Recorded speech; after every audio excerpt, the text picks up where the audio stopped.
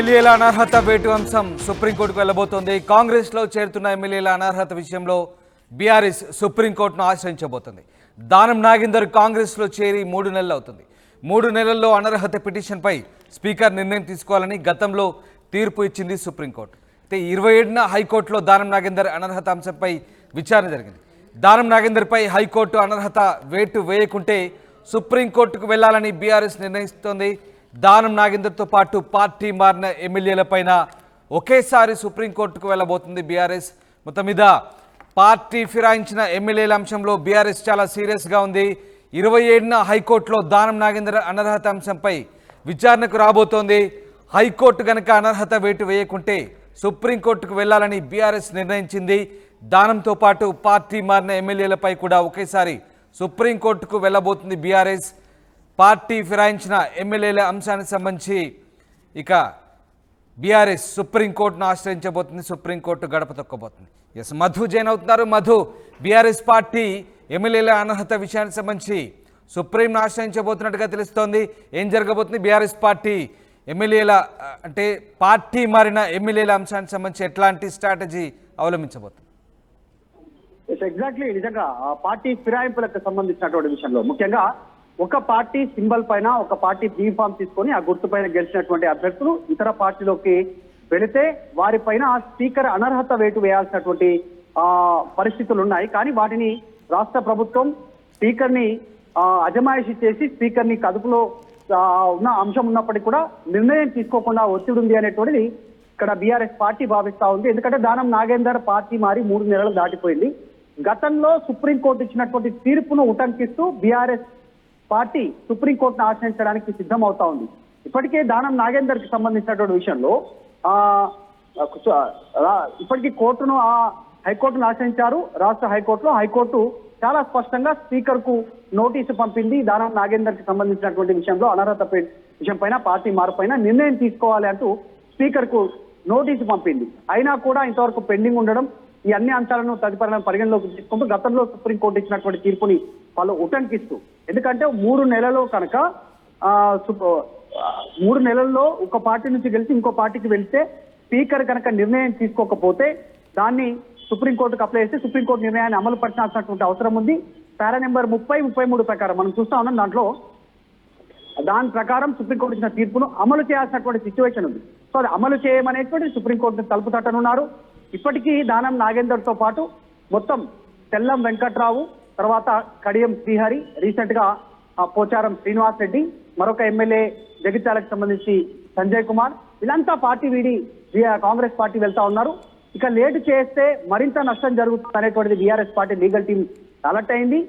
Party నేతలతో సంప్రదించిన తర్వాత వెంటనే హైకోర్టు వెంటనే న్యాయ ప్రకారం తీసుకొని దానం నాగేందర్ పైన అనర్హత వేటు వేయకుంటే సుప్రీంకోర్టుకు వెళ్లాలనేటువంటి నిర్ణయంతోనే ముందుకు వెళ్లారు. సో ఇక ముందు పార్టీ మారేటువంటి ఎమ్మెల్యేలు ఎవరైతే ఉన్నారో గుర్తు నుంచి గెలిచినటువంటి వారందరిపైన అనర్హత వేటు వేయాలనేటువంటి సుప్రీంకోర్టును ఆశ్రయించడానికి పార్టీ. అయితే మధు, అంటే 3 నెలల్లో అనర్హత పిటిషన్ పై స్పీకర్ తన విచక్షణాధికారం ప్రకారం నిర్ణయం తీసుకోవాలంటూ గతంలో సుప్రీంకోర్టు తీర్పు ఇచ్చింది. సో ఒకవేళ ఇప్పుడు స్పీకర్ కనుక ఎలాంటి నిర్ణయం తీసుకోకపోతే పార్టీ ఫిరాయించిన ఎమ్మెల్యేలకు చుక్కెదిరే అవకాశం ఉంది. ఖచ్చితంగా ఇబ్బందులు పడే అవకాశాలు కనిపిస్తున్నాయి అనుకోవచ్చా? ఖచ్చితంగా ఆల్రెడీ ఒక టీము, లీగల్ టీమ్ తో పాటు బీఆర్ఎస్ పార్టీకి సంబంధించినటువంటి టీము స్పీకర్ టైం కోరారు, అపాయింట్మెంట్ కోరారు. ఒకవేళ సమావేశాల సందర్భంగా టైం ఇవ్వకుంటే ఇంటి దగ్గర కలుస్తామనేటువంటిది ఇంటి అపాయింట్మెంట్ కూడా కోరారు. గతంలో మనం చూసాము బీఆర్ఎస్ పార్టీకి సంబంధించిన బృందం అక్కడ సమయం ఇవ్వలేదు. అనారోగ్య కారణాల రీత్యా, బిజీ షెడ్యూల్ కారణాల రీత్యా స్పీకర్ కలవలేకపోయారు. సో వీటన్నిటినీ పరిగణలోకి తీసుకున్న తర్వాత వీరిక ఎక్కువ టైం వేస్ట్ చేస్తే లాభం లేదు, పార్టీ నష్టపోయే పరిస్థితి ఉంది, డిమోరలైజ్ అవుతున్నారు క్యాడర్ కానీ, సెకండ్ క్యాడర్ లీడర్ కానీ, క్షేత్రస్థాయిలో క్యాడర్ కానీ అనేటువంటిది భావించి లీగల్ టీం సూచన మేరకు సుప్రీంకోర్టును తలుపుతున్నాం. 3 నెలల లోపల సుప్రీంకోర్టు ఇచ్చిన తీర్పు ప్రకారం అనర్హత వేటు వేయాలి హైకోర్టు సూచించిన మేరకు. కానీ అది చేయట్లేదు కాబట్టి సుప్రీంకోర్టును అప్రోచ్ అవుతా ఉన్నారు. దీనికి సంబంధించి కోర్టు ఇచ్చే తీర్పు ఆధారంగానే వాళ్ళ స్టెప్ ఉండబోతుందా, లేదా దానికంటే ముందు ఎమ్మెల్యేలు వాళ్ళు చేరిన పార్టీకి సంబంధించి వాళ్ళు ఎట్లాంటి స్ట్రాటజీతో వాళ్ళు ఉన్నారు? అంటే చాలా మంది ఎమ్మెల్యేలు ఇప్పటికే ఇండివిజువల్ గా కావచ్చు, గ్రూప్ ఆఫ్ పీపుల్ గా కావచ్చు, ముఖ్యమంత్రి రేవంత్ రెడ్డిని పలు సందర్భాల్లో కలిశారు. పార్టీ అభివృద్ధి తర్వాత నియోజకవర్గానికి సంబంధించినటువంటి అంశాలు పరిశీలనల కోసం అనేటువంటిది అక్కడ రేపు ముఖ్యమంత్రిని కలిసామని చెప్పినప్పటికీ కూడా పార్టీ మారడానికి నిర్ణయం తీసుకున్నట్టుగా ప్రచారం జరుగుతుంది పొలిటికల్ సర్కిల్. ఒక ఇండివిజువల్ గా జాయిన్ అయితే అనర్హత వేటు పడే అవకాశం ఉంటుంది. బై ఎలక్షన్ వస్తుంది. బై ఎలక్షన్ లో మళ్ళీ నిలబడి కాంగ్రెస్ టికెట్ పైన కానీ లేకపోతే ఇంకా వేరే గెలవాలన్నా కూడా చాలా ఇబ్బందికర పరిస్థితులు ఉంటాయి. ప్రజలు ఎలాంటి తీర్పిస్తారో తెలియదు.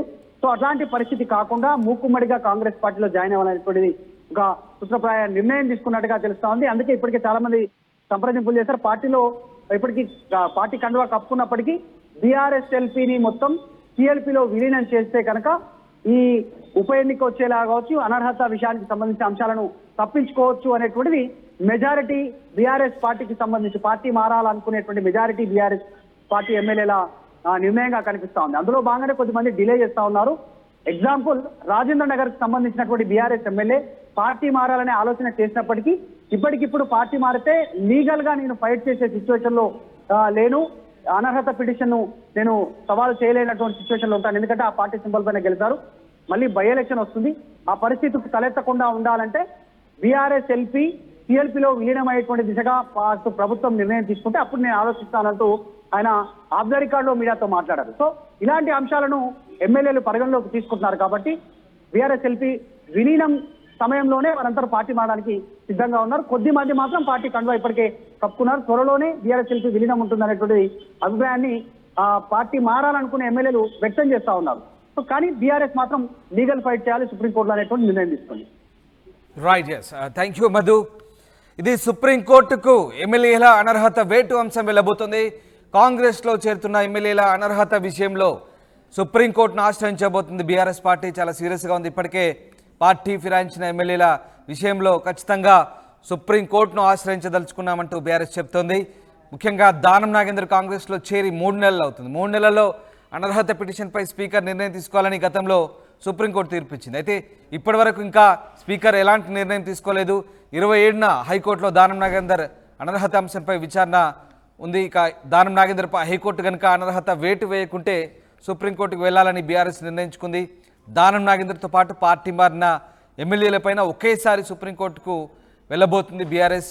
ఖచ్చితంగా పార్టీ మారిన ఎమ్మెల్యేలను ఇరుకున పెట్టేందుకే బీఆర్ఎస్ వ్యూహంగా తెలుస్తోంది. మొత్తం మీద సుప్రీంకోర్టు గడపను తొక్కబోతుంది బీఆర్ఎస్. సుప్రీంకోర్టును ఆశ్రయించి పార్టీ ఫిరాయించిన ఎమ్మెల్యేల విషయంలో ఖచ్చితమైనటువంటి చర్యలు తీసుకోవాలంటూ కోరబోతోంది.